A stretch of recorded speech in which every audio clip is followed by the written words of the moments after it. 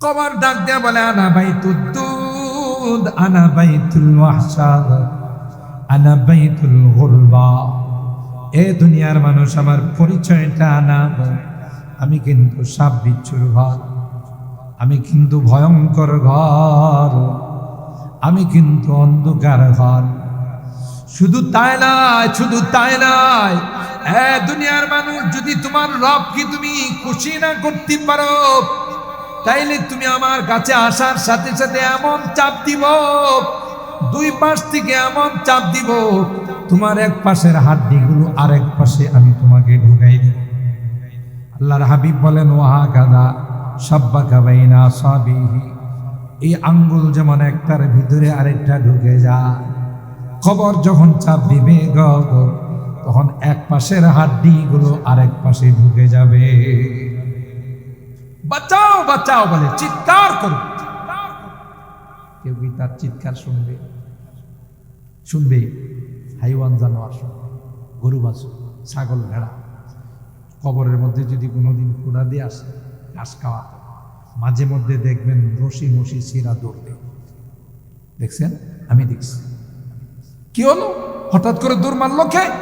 ওই যে কবরের ভিতর থেকে বাঁচাও বাঁচাও বলে যে চিৎকার হচ্ছে, এটা আমি শুনি না, আপনি শুনেন না, কিন্তু এই পশুগুলো শুনে, তাই এরা লাফ দিয়ে চিৎকার দিয়ে চলে যায়। এমন কঠিন শাস্তি হবে যদি আল্লাহকে খুশি করে যাইতে না।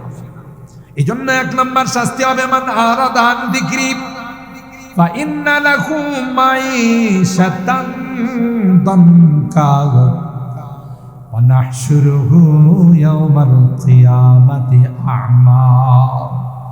দুই নাম্বার হলো তাকে অন্ধ বানায় ওঠানো। আবদার করবে, আমি তো চক্ষুষ্মান ছিলাম, কেন আমাকে অন্ধ বানানো হলো? আল্লাহ বললেন, তোমাকে নিষিদ্ধ বস্তুগুলো, হারাম বস্তুগুলো তোমাকে মানা করা হয়েছিল, তুমি মানো নাই, তুমি সেগুলোর দিকে তাকাইছিলা, তাই আজকে অন্ধ বানায় উঠাইলা। এ যুবক, এই জন্য আল্লাহ বলেন, যুবক, নানা অবৈধভাবে বিশ্ব ভালোবাসা দিবসকে সামনে রেখে অবৈধ সম্পর্ক, হারাম সম্পর্ক, এটা তোমার কালচার নয়। তুমি বিশ্বের সেরা মুসলিম জাতি, এটা হলো বিজাতীয় কালচার। এরা এই সকল দিবসকে কেন্দ্র করে একজনকে নিয়ে আরেকজন বাহিরে চলে যায়, অবৈধ সম্পর্ক হয়। কিন্তু মুসলমানের কালচার সেটা হতে পারে না। মুসলমান যদি একজন বেগানা নারীকে নিয়ে বাহিরে যায়, দুইজন যুবক আর যুবতী যখন একত্রিত হয়, আল্লাহর হাবিব বলেন, দুইজনের মাঝখানে থাকে তৃতীয় নম্বর শয়তান। শয়তান থাকলে তো নিশ্চয়ই তাদেরকে বলবে যে তাহাজ্জুদের টাইমে নামাজটা পড়েন না, কথা কয় না, ইবাদত বন্দেগীতে তাসবিহ তাহলিলে লাগাই না, আকাম কুকামে লাগাই। আর আকাম কুকামের দ্বারা যে সন্তান আসবে, এটা হালাল জাদা না হারাম জাদা? হারাম জারো, অবৈধ, ঠিক কিনা বলে? আর বিজাতিদের উদ্দেশ্য হলো যারা, যাদের জন্ম ঠিক আছে, বৈধ হালাল সন্তান যারা, এরা হয়তো ঠিক মতো নামাজ কালাম পড়ে না, এরা হয়তো ঠিক মতো দ্বীন ইসলাম পালন করে না, কিন্তু এদের সামনে যদি কোরআনের বিরুদ্ধে কেউ কথা বলে, আল্লাহর হাবিবের বিরুদ্ধে কথা বলে, ইসলামের বিরুদ্ধে কথা বলে, সাথে সাথে তার চোখ উপড়ে ফেলার জন্য, তার গর্দানকে দেহের থেকে বিচ্ছিন্ন করার জন্য প্রস্তুত হয়ে যায়। ঠিক না বেটি? এই জন্য দেখবেন কোন কোলাঙ্গা আমার নবীকে যে নিয়ে যদি কথা কয়, ইসলামকে নিয়ে যদি কথা কয়, কোরআনকে নিয়ে যদি কথা বলে, গোটা বিশ্বের মানুষ, গোটা দেশের মানুষ দলমত নির্বিশেষে তার প্রতিবাদ জানায়, তার ফাঁসির কাস্টে ঝোলানোর দাবি জানায়। ঠিক কিনা বলেন? কারণ একটাই, যে রাসূল আকরাম সাল্লাল্লাহু তাআলা আলাইহি ওয়াসাল্লাম, ইসলাম, কোরআন আমাদের জানের চেয়েও তাদেরকে ভালোবাসে। ঠিক কিনা বলেন? তাহলে এই কাজটা কোনো হালাল জাদা, বৈধ সন্তান এই কাজ কোনোদিন করবে না। এই কাজ করতে পারে, বা যারা করে তাদের ইতিহাস তালাশ করলে দেখা যাবে জন্মের মধ্যে কোথাও না কোথাও লিক আছে। কথা কয় না? কি আছে? লিক আছে, সমস্যা আছে। এই রকমের সমস্যা কোন দিন থেকে তৈরি হয়? ওই যে অবৈধ সম্পর্কের মানুষ। ঠিক কিনা বলেন? প্রথমই আয়াতের মধ্যে আল্লাহ বলছেন ভালোবাসা খারাপ নয়, ভালোবাসা ভালো, পবিত্র, কিন্তু এটার প্রয়োগটা যদি অবৈধভাবে করা হয় সেটা হয় অপবিত্র। কথা বলেন ঠিক কিনা? তাহলে এই বিষয়ে বোঝা গেল কোরআনের সূরা আর রুমের 21 নম্বর আয়াত, সূরা আর রুমের 22 নম্বর আয়াত। আমি খুব শর্টকাটে বলে দিচ্ছি, কারণ ফজরের নামাজ আছে, বেশি লম্বা করব না, বরং পারলে 10 মিনিট আগেই দোয়া করব। রাজি আছেন তো ইনশাআল্লাহ? খালকুস সামাওয়াতি ওয়াল আরদ, আসমান আর জমিনকে আল্লাহ সৃষ্টি করেছেন। কে করছেন? আসমান কে বানাইছেন? বলেন বলেন, কে? জমিন আল্লাহ।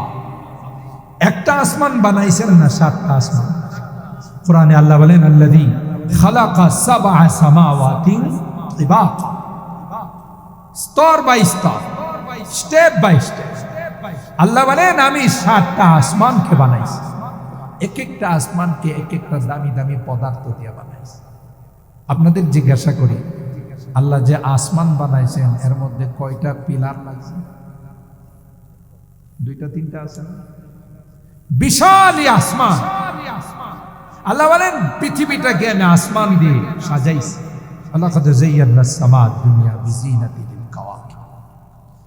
প্রথম আসমানটাকে তারকা রাজি দিয়ে আমি সাজাইছি। আমার আসমানের দিকে তাকাও, দামি দামি নিত্য নতুন যন্ত্রপাতি দিয়ে তোমরা তাকায় দেখো, কোথাও বিন্দু পরিমাণ কোনো ত্রুটি খুঁজে। তোমাদের একটা সামিয়ানা করার জন্য কতগুলো পিলার লাগাইছে, খুঁটি লাগাইছে। আল্লাহ বলেন এত বড় একটা আসমান সাজাইলাম, কোথাও একটা পিলারও খুঁজে পাবে না। সুবহানাল্লাহ। জমিন সাজাইলাম, জমিন বানাইলাম। জমিন ছিল না, পৃথিবীটা পানি ছিল, এর মধ্যে আমি আল্লাহ জমিনের আবিষ্কার করলাম। যেহেতু পানির মধ্যে আমি আল্লাহ মাটির আবিষ্কার করছি, তোমাদের চলাচলের মধ্যে ব্যাঘাত ঘটে। পুকুরে যদি কেউ বালু ভরাট করে, এটা কি শক্ত হয় না নরম থাকে? নরম জায়গাতে চলাফেরা করা যায়, মনে হয় যে পাও নিচে চলে যাইতেছে। আল্লাহ বলেন এ গোলাম, গোটা পৃথিবীটা শুধু পানি আর পানি ছিল, এর মধ্যে আমি আল্লাহ জমিন বানাইলাম। তোমাদের চলাচল করতে কষ্ট হবে, আল্লাহ তাআলা জমিনকে স্ট্রং করার জন্য, মজবুত করার জন্য আমি আল্লাহ এই জমিনের মধ্যে বিশাল বিশাল পাহাড় বানাই। সবচেয়ে বেশি পাহাড় কোন দেশে হতে পারে? সৌদি আরব। কোথায়? কারণ সর্বপ্রথম সৌদি আরব থেকে আল্লাহ মাটির আবিষ্কার শুরু করছে। কথা কন, সেই মাটিটা সূচনা হয়েছে খানায়ে কাবা। খানায়ে কাবা থেকে যারা হজ উমরা করছেন গেছেন, খানায়ে কাবাতে যখন আপনি যাবেন, খানায়ে কাবার বরাবর দাঁড়াবেন, তখন আপনি মনে করবেন আমি পৃথিবীর মাঝখানে দাঁড়িয়ে আছি। সুবহানাল্লাহ কয় না? কোথায়? পৃথিবীর মাঝখানে, মিডল পয়েন্টে। ওখান থেকে সর্বপ্রথম মাটির আবিষ্কার হয়। সুবহানাল্লাহ। এই জন্য সবচেয়ে বেশি পাহাড় হলো সৌদি আরব। দেখবেন সবখানে শুধু পাহাড় আর পাহাড়। এই পাহাড়গুলো কি সৌদি সরকারে বানাইছে না? আলাম নাজালিল আরদা মিহাদা ওয়াল জিবালা আওতাদা ওয়া খালাকনাকুম আজওয়াজা وجعلنا نومكم سباتا وجعلنا الليل لباسا وجعلنا النهار معاشا। আল্লাহ বলেন আসমানকে তোমাদের জন্য আমি সামিয়ানা বানাইলাম, জমিনকে তোমাদের জন্য বিছানা বানাইলাম, রাত্রটাকে তোমাদের জন্য আমি ঘুমের জন্য বানাইলাম, দিনটা তোমাদের কাজের জন্য বানাইলাম। সব কিছু আমি আল্লাহ তোমাদের জন্য সৃষ্টি করলাম। বান্দা সবাই তোমাদের খেদমত করবে, তোমাদের সার্ভিস দিয়ে যাবে, আর তোমাদের কাজ হবে আমি আল্লাহর আদালতে গিয়ে, আমি আল্লাহর দরবারে গিয়ে দৈনিক 5 ওয়াক্ত নামাজে আমার আল্লাহর কুদরতি পায়ে কপাল ঠেকাইয়া আমি আল্লাহর গুণগান গাইবে আর বলবে সুবহানা রাব্বিয়াল আ'লা। হে মালিক তুমি পবিত্র, সমস্ত প্রশংসা তো। এ গোলাপ, যে তুমি মাথা ঠেকাইয়া কপাল ঠেকাইয়া যখন বলো সুবহানা রাব্বিয়াল আ'লা, আমি ফেরেশতাদের ডাক দিয়া বলে আয়া আমার বান্দা আমার কুদরতি পায়ে কপাল ঠেকাইয়া কি কয় দেখে যায়। সুবহানাল্লাহ বলে আকরাবু মা ইয়াকুনুল আবদু মির রাব্বিহি আইয়াকুনা সাজিদান লিল্লাহ। বান্দা যখন সিজদায় পড়ে যায় আল্লাহর সবচাইতে নিকটবর্তী হয়ে যায়। এই জন্য আল্লাহর ওলিরা বলেন বুজুর্গি কি नहीं हमको जरूरत, बुजुर्गी की नहीं हमको जरूरत, गुलाम अपना बना हमको खुदाया। আল্লাহ তোমার আব্দ বানায় না, তোমার গোলাম বানায় না, এটাই আমার জন্য সবচেয়ে বড় ইজ্জতের এবং সম্মানের মাকাম। সুবহানাল্লাহ। আর ভাইরা আল্লাহ বলেন শুধু তাই নয়, আসমানে সূর্য দিলাম, চন্দ্র দিলাম, জমিনে গাছগাছালি ফসল দিলাম। সূর্য সকাল থেকে নিয়ে সন্ধ্যা পর্যন্ত তোমাকে বিদ্যুৎ দেয়, কোনোদিন বিল চায় না। রাত্রে বেলায় চন্দ্র তোমাকে আলো দেয়, যে আলো দেওয়ার পর চন্দ্রের তাপ লাগার পর তোমার কলার মধ্যে কলার স্বাদ আসে, আমের মধ্যে আমের স্বাদ, জামের মধ্যে জামের স্বাদ, কাঁঠালের মধ্যে কাঁঠালের স্বাদ। আর দিনের বেলায় সূর্যের আলো যখন লাগে তোমার কাঁঠালটা বড় হয়, আমটা বড় হয়, কলাটা বড় হয়। সূর্যের তাপ না লাগলে কোনোদিন সেগুলো বড় হবে না, চন্দ্রের তাপ না লাগলে কোনোদিন তার মধ্যে কালার স্বাদ আসবে না। ওমিন আয়াতিহি খালকুস সামাওয়াতি ওয়াল আরদ, শুনেন, ওয়াখতিলাফু আলসিনাতিকুম ওয়া আলওয়ানিকুম। আল্লাহ ডাক দিয়া কয় তোমাদের ভাষার পরিবর্তন, রঙের পরিবর্তন, কেউ ধনী কেউ গরিব, কেউ বাংলা ভাষায় কথা বলো, কেউ ইংরেজি ভাষায়, কেউ আরবিতে, কেউ হিন্দিতে, কেউ ফার্সিতে, কেউ উর্দুতে। আল্লাহ ডাক দিয়া কয় এটাও কিন্তু আমি আল্লাহর কুদরতি নিদর্শন। ঠিক কিনা বলে? বাংলাদেশের মানুষ বাংলা ভাষায় কথা বলেন, সৌদি আরবের মানুষ আরবিতে কথা বলে, আমেরিকার মানুষ ইংরেজিতে কথা বলে, চায়নার মানুষ চাইনিজ ভাষায় কথা বলে, পাকিস্তানের মানুষ উর্দু ভাষায় কথা বলে, ইন্ডিয়ার মানুষ হিন্দি ভাষায় কথা বলে, ইরানের মানুষ ফার্সি ভাষায় কথা বলে। এগুলো কি সবাই তাদের স্কুলে পড়ে শেখে না মাতৃভাষা? বাংলাদেশের বাচ্চারা যখন পৃথিবীর মধ্যে আগমন করে তাকে কেউ শিখাইতে হয় নাই, নিজে নিজে বাংলা ভাষায় কথা। ছোট বাচ্চা একটু যখন বলতে শিখে তখন আম্মু আব্বু মা বলেন, এটা কি বাবা মা শিখাইছে? ওই জানলো কেমন করে বাংলাদেশের একটা মিনারেল ওয়াটার কোম্পানি আছে যার নাম হলো মাম। শিখাইছেন কে? ঠিক সৌদি আরবের বাচ্চাটা যখন জন্ম নেয় মাম কয় না, মুয়া কয়, মা পানি। এরা তাদের গ্রাম্য ভাষায় মুয়া বলে। ইংরেজদের ঘরে যখন একটা বাচ্চা জন্ম নেয় তখন বলে ওয়াটার। কথা বলেন ঠিক কিনা? যখন ইন্ডিয়া পাকিস্তানে জন্ম নেয় তখন বলে পানি। কথা বলেন ঠিক কিনা? এগুলো তো কেউ নিজের থেকে শিখে নাই, কে শিখাইছে? আরো আশ্চর্য হবেন, হযরতে আদমকে যখন আল্লাহ বানাইলেন, বানানোর ইচ্ছা যখন পেশ করলেন ফেরেশতাদের কাছে, কোরআনের কথা, আমি আমার প্রতিনিধি আদমকে দুনিয়াতে পাঠাইতে চাই। ফেরেশতারা তখন ভেটু দিয়ে বলেছিলেন, আল্লাহ কি দরকার আদম বানানোর, যে আদম সন্তানরা দুনিয়াতে গিয়ে মারামারি কাটাকাটি হানাহানিতে লিপ্ত হবে? আমরাই তো তোমার পবিত্রতা বর্ণনা করার জন্য যথেষ্ট। 2 নাম্বার, তারা মনে মনে ভাবছিল যদি আল্লাহ আদম বানায় আমাদের চেয়ে বেশি জাননেওয়ালা হবে না, আদম যদি বানায় আমাদের চেয়ে বেশি সম্মানিত হবে না। আল্লাহ পাক জবাব দিয়েছিলেন, ইন্নী আ'লামু মা লা ইয়ালামুন। আল্লাহু আকবার বলে। আল্লাহ পাক বলে দিয়েছিলেন, এ ফেরেশতারা, তোমরা বুঝবা না কি জন্য আদম বানাবো? যদি বুঝতে হয় আসো বাইতুস সালাম মসজিদের মাহফিলে আসো, চল চারতলার এলাকার মধ্যে আসো।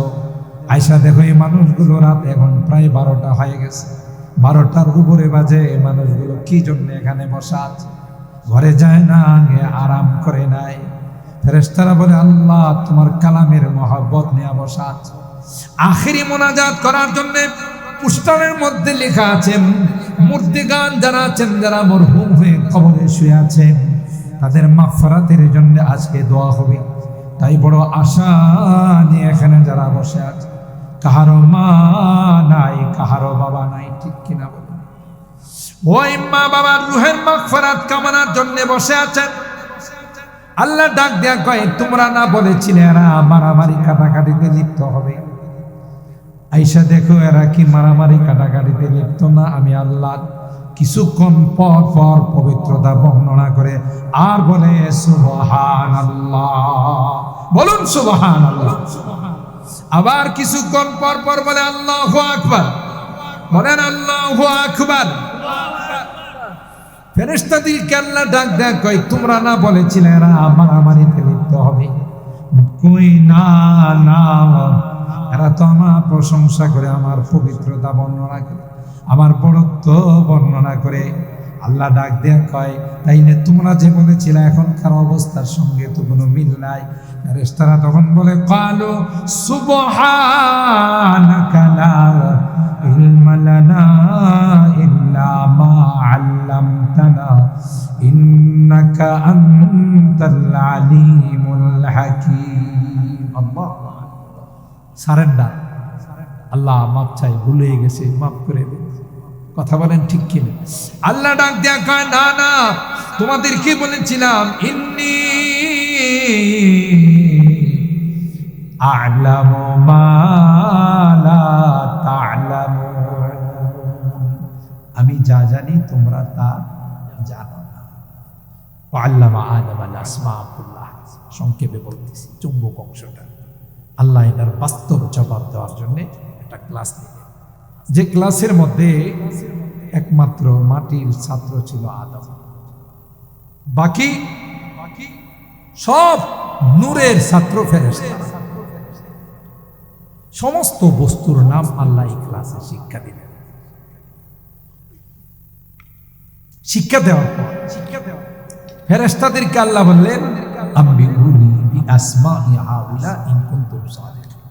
তোমরা যে দাবি করছিলে তোমরা অনেক জানো, তোমরা অনেক শিক্ষিত, তোমরা অনেক দামি, এটা বাস্তব প্রমাণ দিতে হবে। শিক্ষিত হইলেও তো বলতে পারো, বলো দেখি। আমি যে ক্লাসের নামগুলো বললাম, ফেরেশতারা একটা নামও বলতে পারে। আল্লাহু আকবার। ফেরেশতারা বললেন, ক্বালু সুবহানাকা লা ইলমা লানা ইল্লা মা আল্লামতানা ইন্নাকা আনতাল আলিমুল হাকীম। সারেন্ডার বলো, কিছুই বলতে পারে না। আল্লাহ তখন আদমকে ডাক দিলেন, আদম তুমিও তো ছিলা, তুমি কি বলতে পারবে? ইয়া আদম আম্বিউহুম বিআসমাইহিম। আদম তোমার পক্ষে কি নামগুলো বলা সম্ভব? তাফসীরের কিতাব খুলে দেখুন, হযরতে আদমকে বলতে দেরি হয়।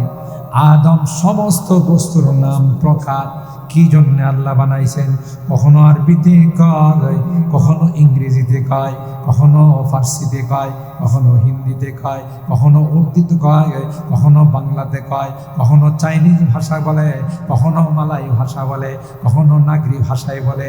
পৃথিবীর মধ্যে কিয়ামত পর্যন্ত তার সন্তানরা যতগুলো ভাষা ব্যবহার করবে, আল্লাহর দরবারে সব ভাষায় সব বস্তুর নাম হযরতে আদম শোনাই দিলে। কি বুঝলেন? বাংলা ভাষা কি 21শে ফেব্রুয়ারিতে আসছে? ইংরেজি ভাষা কি ইংরেজরা নিয়ে আসছে? আরবি ভাষা কি আরবিরা নিয়ে আসছে? হযরত আদমের সন্তানরা কিয়ামত পর্যন্ত যত ভাষা ব্যবহার করবে সমস্ত ভাষা দিয়ে হযরত আদম সমস্ত বস্তুর নাম আল্লাহর দরবারে শোনায়। এক নাম্বার হইছে না দুই নাম্বার বলেন? কষ্ট হইতেছে বেশি? এই তো আর 5 মিনিট পরে ইনশাআল্লাহ দোয়াতে চলে যাব। সমস্ত ভাষায় বললাম কি জন্যে? আমরা মনে করি আমরা আন্দোলন করে আন্তর্জাতিক মাতৃভাষা আমরা বানাইছি। মাতৃভাষা আন্তর্জাতিকভাবে স্বীকৃতি দেখ আর না দেখ, আন্তর্জাতিকের উপর আন্তর্জাতিক সুপার আন্তর্জাতিক আল্লাহর দরবারে স্বীকৃতি হয়ে গেছে। কথা কয় না? কার দরবারে? আমরা যে বাংলা ভাষায় কথা বলবো এটা আলমে আজল থেকে আল্লাহর দরবারে স্বীকৃত হয়ে রয়েছে যে বাংলাদেশের মানুষ, ইন্ডিয়ার বাঙ্গাল যারা আছে এরা বাংলা ভাষায় কথা বলবে, আর এই ভাষা আমি আল্লাহ প্রদত্ত ভাষা। ঠিক কিনা বলে? ওয়াখতিলাফু আলসিনাতিকুম ওয়া আলওয়ানিকুম, শুধু তাই নয় 20 কিলোমিটার পরপর ভাষার পরিবর্তন আছে না নাই? 20 কিলোমিটারে যদি আপনি যান দেখবেন কিছু না কিছু টানটুনের মধ্যে বেশ কম আছে, আঞ্চলিকতায় বেশ কম আছে। বাংলা ভাষা বলে বাংলাদেশের মানুষ, কিন্তু এক এক জায়গার ভাষা এক এক রকম। চট্টগ্রাম গেলে আপনাকে জিজ্ঞাসা করবে ও বদ্দা একখানা কম আসো না, আপনি কমেন গিরে আমার বর ডাকলো গিল্লি। ওই না এক দেশের আরেক দেশে বুলি, অথচ বদ্দা মানে বড় ভাই, গম মানে ভালো। আপনি গম পাইলে কই? আমি চাল খাই কুল পাই না, হ্যাঁ গম দিছে। ও বদ্দা একখানা গম আসো না, ঠিক কিনা বলেন? আর সিলেটে গেলে আপনি কেমন আছেন, হ্যাঁ, এই জাতীয় খ দেয়া সমস্ত ভাষাগুলো কি করে ব্যবহার করে। আপনি যদি সিলেটে কোনো হোটেলে গিয়া বলেন আমার 2টা পুরি দাও, জানটা নিয়ে আসতে পারবে? কিরি তোর এত বড় সাহস, পুরি চাইতে? পুরি মানে বিলা ভাই, তোর এত বড় সাহস, অথচ আমরা ডাল পুরি। এই যে ভাষার ব্যবধান ঠেলা দিয়ে এক এক জায়গায় এক এক রকমের কথা, এই ব্যবধানটা কে করছেন? জোরে বলেন। আলসিনাতিকুম, আল্লাহ বলেন ওয়া আলওয়ানিকুম, রঙের পরিবর্তন। কেউ কালো, কেউ সাদা, কেউ সুন্দর, কেউ বিশ্রী, কেউ লম্বা, কেউ খাটো। কথা বলেন ঠিক কি? কেউ ধনী, কেউ গরিব, কে বানাইছেন? আল্লাহ ডাক দিয়ে কয় সবাই যদি একরকম হয়ে যাইতো পৃথিবীর নিজাম ঠিক থাকতো না। সবাই যদি ফ্যাক্টরির মালিক হইত, কর্মচারী শ্রমিক খুঁজে পাওয়া যেত, ওয়ার্কার খুঁজে পাওয়া যেত। সবাই যদি সিএনজির মালিক হইতো, ড্রাইভার কেউ না হইতো, সিএনজি চালান না পাওয়া যেত, অটো চালা নেওয়া না, এখান থেকে হাঁটতে হাঁটতে যাইতো তো বই। কথা কয় না? কারণ চালাইবে না তো, সবাই তো মালিক। নাহনু কাসামনা বাইনাহুম মাঈশাতাহুম ফিল হায়াতিদ দুনিয়া ওয়া রাফানা বাদাহুম ফাওকা বাদিন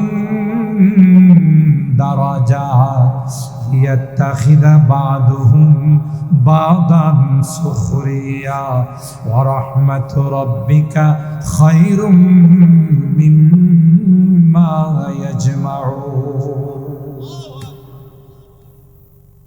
किस्मत किया हर शय को कस्साम अज़ल ने, किस्मत किया हर शय को कस्साम अज़ल ने, जिस चीज को जिसके लिए काबिल नजर आया, बुलबुल को दिया नाला व परवाना को जलना, बुलबुल को दिया नाला व परवाना को जलना, गम हमको दिया सबसे जो मुश्किल नजर आया। সব জিনিসের বন্টন করছেন কে? জোরে বলুন কে? আল্লাহ কয় তোমাদেরকে সবচেয়ে দামি জিনিস দিয়েছে চিন্তা শক্তি। কাউকে চিন্তা শক্তি দেয়, 3.5 হাত বডির মালিক, রাজা বানাইছি পৃথিবীর সবার উপর। ওয়ালাকাদ খালাকনাল ইনসানা ফি আহসানি তাকওয়িম, সবচাইতে সুন্দর করে তোমাদেরকে বানাইছে, আর কাউকে বানাই নাই। আল্লাহ বলেন এই যে রঙের পরিবর্তন, ভাষার পরিবর্তন, মানুষের শ্রেণী বিন্যাস, সবগুলো আমি আল্লাহর কুদরতি নিদর্শন। সুবহানাল্লাহ। মোহতারাম হাজিরিন, তাইলে আমার গোটা আলোচনার সারাংশ হলো, বান্দা এই অজস্র নিয়ামত দিয়েছি, গোটা বিশ্ব তোমার খেদমত করবে, তুমি আমি আল্লাহর খেদমত করবে। সবাই তোমার সার্ভিস দিবে, তুমি আমি মুনিবের সার্ভিস দিবে। আসতেছে মাহে রমাদান, ইবাদতের মাস। পৃথিবীর যে কোনো কোম্পানি অফার দিলে 4টা নিলে একটা, 4 in 1, 2 in 1, 3 in 1, 4টা নিলে একটা বেরি, 3টা নিলে একটা বেরি। আর আল্লাহ কয় যদি তুমি একটা করো 70, তুমি একটা করলে আমি আল্লাহ তোমাকে 70 গুণ সব বেশি দান। পৃথিবীর কোনো মালিকের পক্ষে এই জাতীয় অফার দেওয়া কি সম্ভব? এরা আসেই তো সীমিত। আল্লাহ কয় আমার কোনো কিছুর কোনো কুল কিনারা নাই, আমার রাজত্বের কোনো কুল কিনারা নাই, আমার কোনো কিছুর অভাব নাই। বান্দা তুমি একটা করবে, কম পক্ষে 70, একটা রমজান মাসে একটা ফরজ আদায় করবে, অন্য মাসের 70টা ফরজ আদায় করার সব। এই নিয়ামত, এই গনিমত, এই সুযোগ পৃথিবীর কোনো উম্মতকে আল্লাহ দেন, একমাত্র কেবলমাত্র শুধুমাত্র আমাদেরকে দিয়েছেন। সুবহানাল্লাহ। তারপরেও যদি কোনো নাদান, কোনো বেকুফ রমজান মাসে রোজা না রাখে, এর জন্য কি জান্নাত না জাহান্নাম? শুধু জাহান্নাম। তুমি রোজা রাখো না, স্বাস্থ্যটা নষ্ট হয়ে যাবে, শরীরটা ভেঙে যাবে। অথচ 1500 বছর আগে আল্লাহর হাবিব প্রেসক্রিপশন করে গেছেন, ওষুধ দিয়ে গেছেন, সুমু তাসিহু, রোজা রাখো তুমি সুস্থ থাকো। সুবহানাল্লাহ করবেন না? আমার নবীর প্রেসক্রিপশন এখন পৃথিবীর যত বড় বড় ডাক্তার আছে, FCPS FRCS করা ডাক্তার, যুগ শ্রেষ্ঠ ডাক্তাররা, এরা বলে যে যত বেশি রোজা রাখে সে তত বেশি সুস্থ থাকে। রোজা রাখলে কি অসুস্থ হয় না? সুস্থ হয়। রোজা রাখলে কি গ্যাস্ট্রিক বাড়ে না কমে? রোজা রাখলে কি ডায়াবেটিস বাড়ে না কমে? তাহলে দেখেন সমস্ত সুস্থতার মূল হলো রোজা। সবচেয়ে বড় কথা হলো রোজা এমন একটি স্বতন্ত্র ইবাদত, যে ইবাদতের সাথে অন্য কোনো ইবাদতের তুলনা হতে পারে না। যে কোনো ইবাদত করেন তার মধ্যে লোক দেখানোর সম্ভাবনা আছে, মানুষকে দেখানোর সম্ভাবনা আছে। নামাজ পড়লে দূরের থেকে মানুষ দেখে বলে, দেখছো লোকটা কত ইবাদত করছে, কত নামাজ পড়ে। হজ কইরা এসে তো দোকানের সাইনবোর্ডে পাল্টাই পারে। আগে দোকানের সাইনবোর্ড ছিল ভ্যারাইটিজ স্টোর, হজ কইরা এসে সাইনবোর্ড পাল্টাই লেখছে হাজি স্টোর। কথা কয় হাজি স্টোর। তো লোকজন জিজ্ঞাসা করে, ভাই এখানে একটা দোকান আছিল ভ্যারাইটিজ স্টোর, দোকানটা কই? অন্য পাশের লোকজন খায়, এটা এখানে হাজি স্টোর। ও তাহলে নিয়ে হজ করে এসে বলে হাত, ঠিক না? আমার কেউ কেউ আছে বিয়ায় আসলে নাতির, নাতি জি 2013 সনের যে আমার হজের যে জায়নামাজটা আছে এটা বিচার। জিজ্ঞাসা করে তাহলে আপনি কয়বার আছেন? কয় আল্লাহ মেহরবানিতে 4বার হজ করছি। 13 সন না কিন্তু তুই কথাটা কইত, কথা কয় না, ঠিক কিনা বলেন? যাকাত দিতে গেলে আমাদের দেশের শিল্পপতিরা বিভিন্ন মিডিয়াতে অমুক শিল্পপতি অমুক তারিখে তিনি যাকাত দিবেন সকাল 11টা। কিছু গরিব মানুষ আছে একটা লুঙ্গির জন্য, একটা শাড়ির জন্য রাত্রে 1টা থেকে লাইন দিয়ে বসে, আর একটা শাড়ির জন্য হুড়াহুড়ি করতে গেলে 20 জন মানুষ মারা যায়।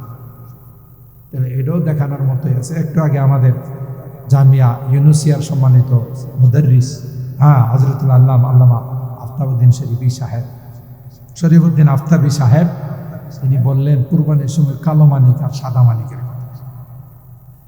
কে কোনটা নিল এটা গোটা বাংলাদেশের মধ্যে মিডিয়ার মধ্যে প্রচার হয়ে যায় দেখানোর জন্য, কথা কয়।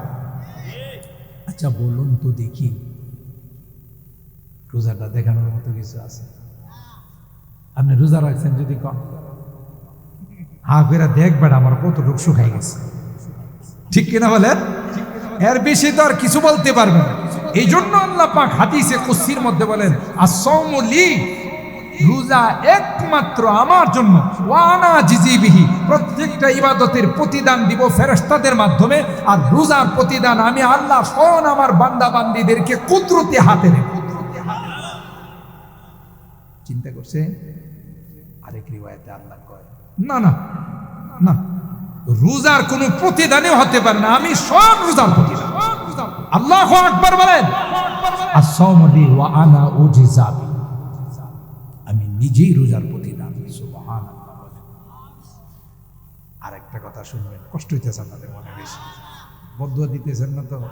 যে মৌলভী কইছে বলে আগেই না, 12:30টার উপরে যাব না, যেহেতু আমার ওয়াদা করা 12:30টা তো বেশি হয়ে গেছে, যেহেতু আমি একটু দেরিতে আসছি, আল্লাহ কবুল করেন, আমিন বলেন। ওয়ালা খালুফু ফামিস সাইম আতিয়াবু ইনদাল্লাহি মিন রিহিল মিস্ক।